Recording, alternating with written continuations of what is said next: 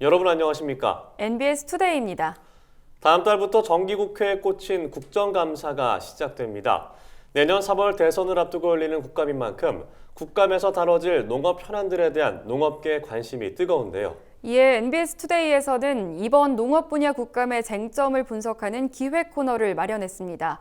그 첫 번째 순서로 매년 쪼그라드는 농업 예산을 짚어봅니다. 강창우 기자입니다. 올해 국회 농해수위 국정감사를 달굴 이슈로는 농업 예산 문제가 첫 손에 꼽힙니다. 정책이 추진되기 위해선 예산이 필요한 만큼 우리나라 농정에 있어서 농업 예산 확충은 중요한 과제입니다. 하지만 농업 예산 비중은 매년 쪼그라드는 모양새입니다. 내년도 농림축산식품부 예산 정부안은 16조 6,700억 원 규모로 전체 예산 대비 2.8%에 불과합니다. 지난해에 이어 3% 벽이 또다시 무너진 겁니다. 농업 예산 확충이 제대로 이뤄지지 않으며 농업 정책 개선에 한계가 있을 수밖에 없습니다.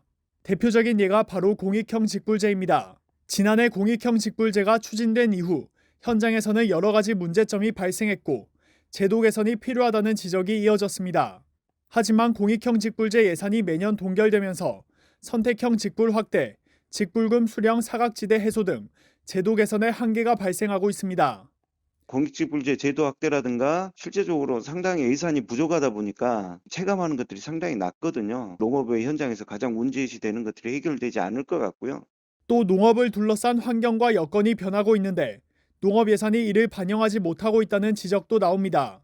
지난해 코로나19 팬데믹이 시작된 이후 2년째 지속되며 농업 농촌은 큰 위기를 맞고 있습니다. 판로가 줄어들고 있는 데다 일손 부족 현상도 심해졌다는 겁니다.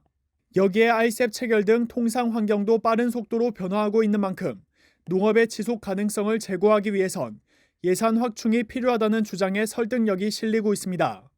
이 밖에도 임산부 친환경 농산물 꾸러미 사업 등 취약계층 농식품 바우처 사업이 내년 예산에서 전액 삭감되는 등 사업의 지속성이 보장되지 않는 사례도 발생했습니다.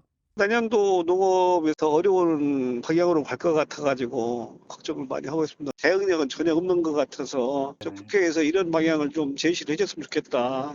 농정의 변화와 개선을 위해 반드시 뒷받침돼야 하는 농업 예산. 이번 국감을 뜨겁게 달굴 전망입니다. NBS 강창호입니다.